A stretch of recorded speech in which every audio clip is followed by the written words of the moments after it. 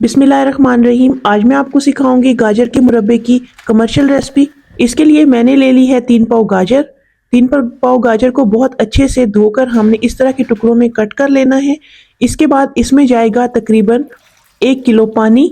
1 kilo पानी डालकर हमने इसको मीडियम आंच पे बॉईल करना है। 50% कुक हो जाए तो इनका पानी जो है निकाल कर छान लेना है और इसको चूल्हे पे रखकर आधा किलो चीनी डाल देनी है और साथ में सब्ज इलायची डालकर गाजर को इसमें पकाना है।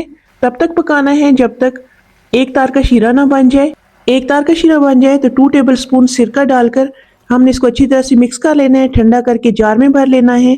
बहुत मज़ेदार सा ये गाजर का मुरब्बा तैयार है।